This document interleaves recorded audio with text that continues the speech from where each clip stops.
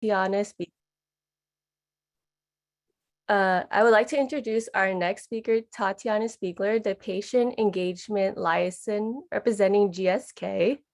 Tatiana has been a registered nurse since 2012 and has diverse nursing practice experience, 6 years in critical care, volunteering with Safari Doctors in Kenya, and health promotion program development for the homeless people in the Coachella Valley. She holds 3 master's degrees in public health nursing, community-based nursing, and nursing education from California State University, San Bernardino. Tatiana's professional mission is to help people achieve their health goals by addressing disparities, developing resilience, and education. Tatiana will be discussing teens living with lupus. Welcome. Hi, thank you so much for having me. I am gonna share my screen. So if you can let me know if you can see my presentation, please. Yes, we see it. Perfect. So hello, everyone. I am Tatiana Spiegler. I'm a patient engagement liaison with GSK. And this role, really, we are out in the community, increasing awareness for lupus and educating those that have lupus. Thank you so much, Lupus Foundation of Northern California, for this collaboration and for all that you do for those living with lupus. Being a teenager is really hard, and your body's changing, you're becoming independent. Some teenagers are starting to make choices for themselves, they're learning about consequences. And then we have those teenagers that may have been diagnosed with lupus as children, or maybe they're newly diagnosed. As teenagers with lupus may have unique and important concerns. Today, we'll explore some of those areas and what you as a teenager with lupus, or maybe a caregiver or a loved one of somebody that has lupus as a teen, what things they can do at home. And before I get started, I just want to remember that this presentation does not take the place of talking with your doctor. So I recommend that you take notes or you write down your questions and then you bring them to your doctor's visit next time that you see them. So lupus is one of many illnesses that are considered chronic. About 2 million children and teens in the US have a chronic health condition. That's about 6% of people who are between the ages of 10 and 18. These conditions can't be cured, that's why we call them chronic, but they can be controlled. Symptoms usually last from 3 months and longer, and they can limit daily activities or cause disabilities. During the teenage years, your body, your brain, your behaviors go through a lot of changes. Your height, your weight will change, your maturity, you'll gain maturity, and you'll also form your own personal identity and grow intellectually. So managing your chronic illness will take an extra level of attention from you and your support team. It's a group effort. How do I go next? There. Only a small portion of patients with lupus are diagnosed before the age of 16. And it's only about 15 to 20% of the cases.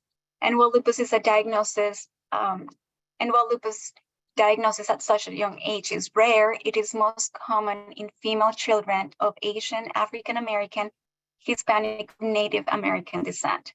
You may often hear the term childhood onset lupus, and that's just talking about children and teenagers that have been diagnosed with lupus. Like I said earlier, being a teenager is not easy. Your bodies are changing. And for those with lupus, you will notice how your bodies experience even more changes as lupus impacts many areas of your life. You may have rashes and hair loss that can affect your self-esteem and make you feel bad about yourself. Arthritis, which is when lupus attacks your joints, can cause pain in your hands, which can make it hard for you to type or write or use your phone.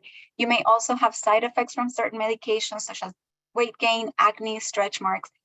And as we continue, I want you to keep one thing in mind, and that is that kids and teens with lupus are more likely to find greater social support and feel more empowered than adults who are diagnosed with lupus. Plus, there are many ways for you to find support through healthcare teams, friends, and family.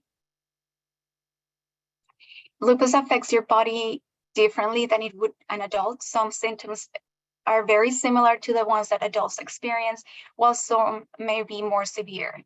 So let's talk about what parts of the body can be affected by lupus when you're a teenager. So first, and probably the most noticeable, is the skin. So we have the malar rash, which is commonly known as a butterfly rash. It's seen in the majority of children and teens with lupus. The rash spreads over the nose, to the chins, and all the way to the cheeks, and then all the way to the ears sometimes. Lupus can affect your muscles, your bones, which is known as your musculoskeletal system. It causes inflammation, pain, stiffness in your joints. Lupus can also affect the kidneys, like we heard earlier, and that causes inflammation within that organ. And when those symptoms progress, it can lead to lupus nephritis. Lupus nephritis is one of the most common and serious complications of lupus. Symptoms may start very small, like changes in your urinary bathroom habits. You may be noticing that you're going more or maybe less, so be mindful of your body and your habits. But it can develop into more serious changes as the kidneys are affected and they lose their ability to function. Symptoms to the nervous system are more likely to develop within the first 2 years of your diagnosis. These are several symptoms that fit in a category that we call neuropsychiatric diseases.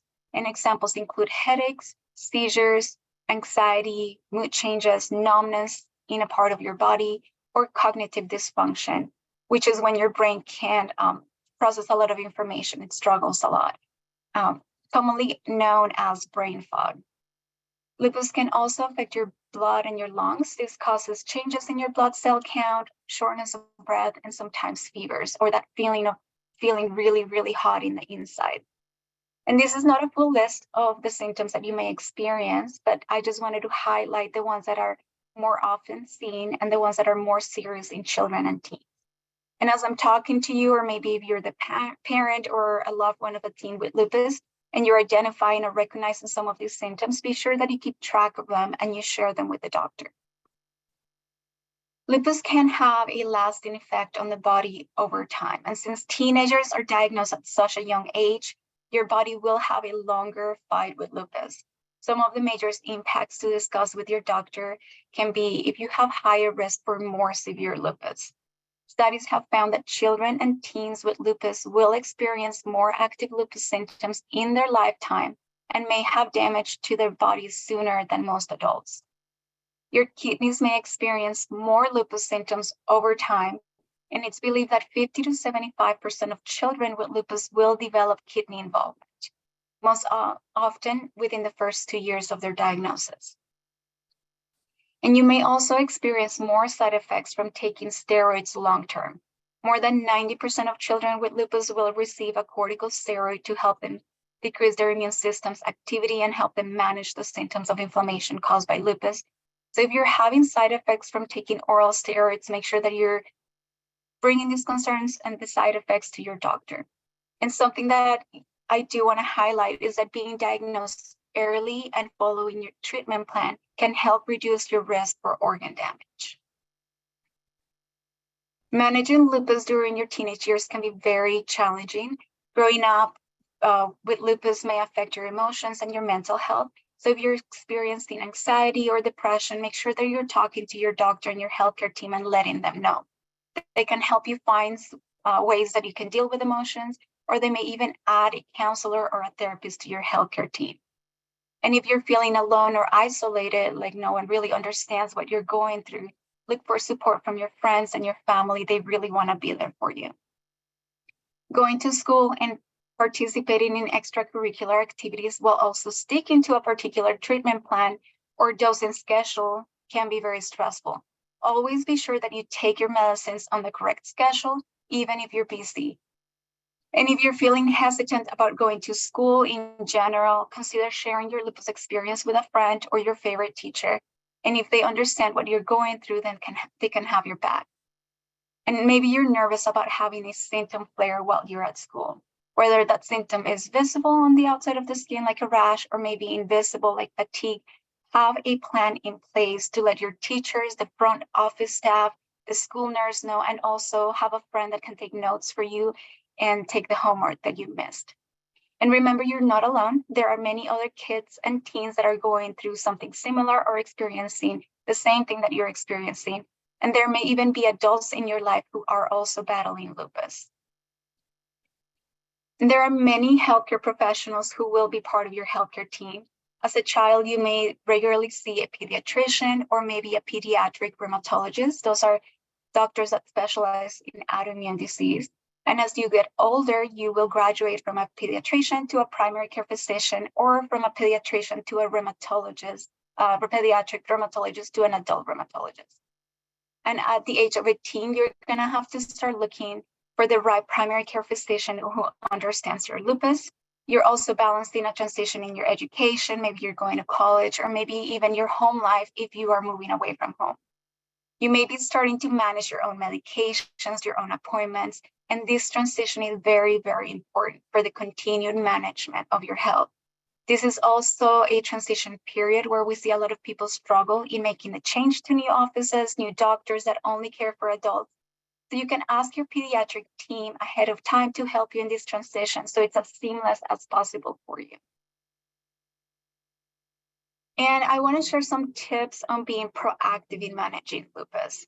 Make sure that you take time to learn everything you can about lupus. What are the symptoms, the treatments, the main terms that your doctor may use during your appointment? And when you feel ready to share about your lupus, be honest with others. You may talk to your friends, your teachers, your coaches about your diagnosis. You can consider practicing how you may explain lupus, like symptom flares, the frequency of the appointments that you're going to have to be attending, and how lupus affects your day-to-day life. A feeling of connection and having people around you that understand you, it's an important part of your well-being. And remember that not everyone knows or understands lupus. Even your loved ones may have to take some time to really understand what you're going through. And ask for help. If you are having a hard day with your symptoms, it's okay to ask for help and give yourself time to rest.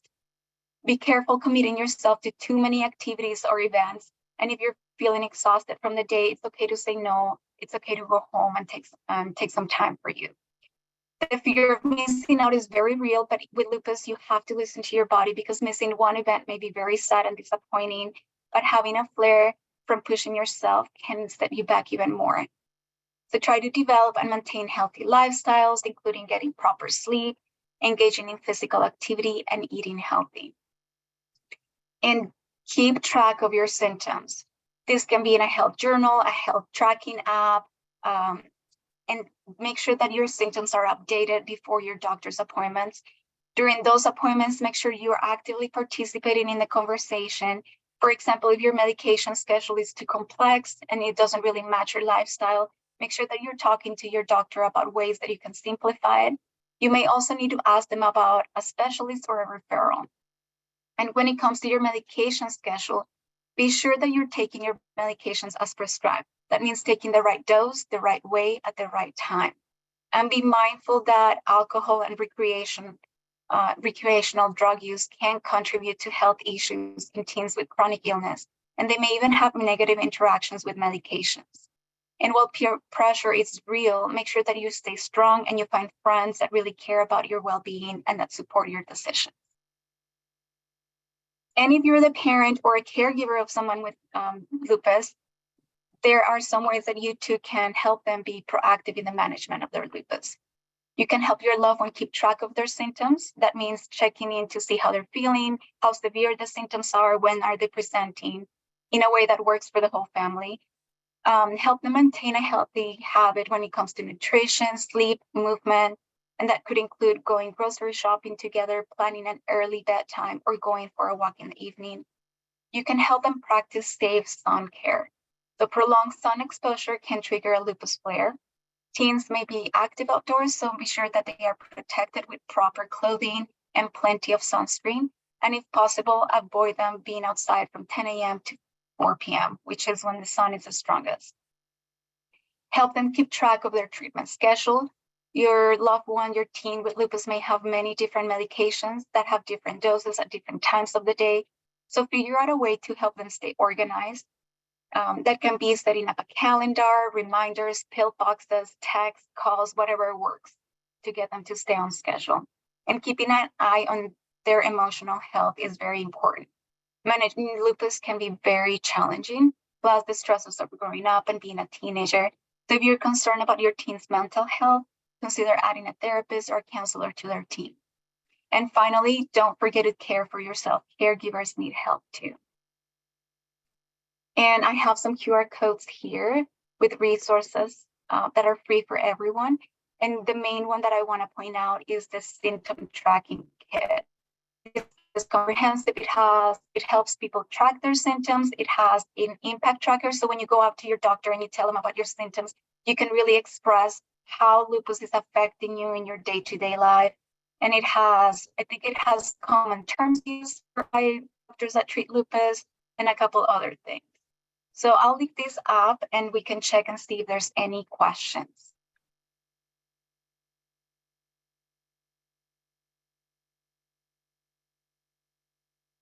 Thank you, Tatiana. That was very informative. Now we will open the Q&A portion of the event. We will begin with the questions that were asked during the presentation.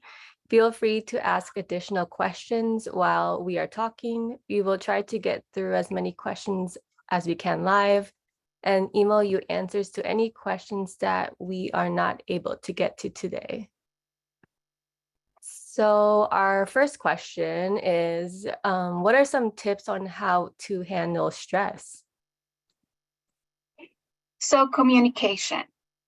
Communicate, if you're a teen that has stress, communicate with your family, with your friends, and really try to identify what that stressor is and communicate with your doctor and ask for help. If you feel like stress can be also a trigger for lupus symptoms. So if you are noticing that you're getting stressed and you're having more symptoms of lupus, definitely track all of that and go to your doctor. And if your next appointment is in 3 months, make sure that you've set up a way to communicate with your doctor before then. Some doctors want you to call the office and communicate with a nurse, and then they can determine if you need to come in. Some doctors want you to put it in to their hub. So always have a plan on how you are going to communicate with your doctor and ask for help.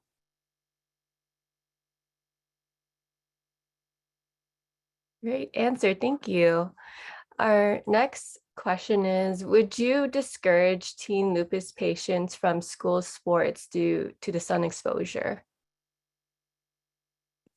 That is a very good question, and that is a question for your doctor. It depends on how you're doing with lupus, how well controlled your lupus is, what kind of sport, what time of the day, what your sun safety practices are. So definitely sitting with your doctor and figuring out, I think, like a plan that works for you. It's really important.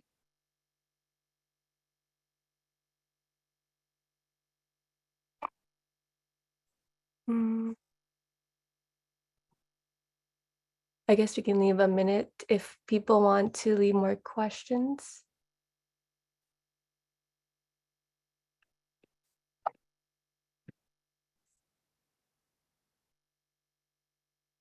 And I guess while we wait, we also have educational webinars online that are free for anyone.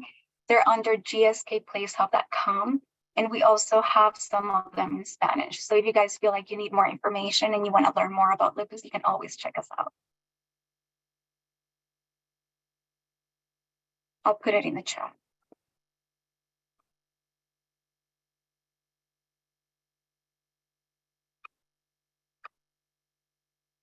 Okay, I think there's no more questions, so I guess we can close out. Tatiana, thank you for that great session. We appreciate your time and expertise. I hope everyone learned something new today. I know I did. If you want to rewatch this video, or if you missed the session 1 presentations from earlier this morning, it will be available on demand next week.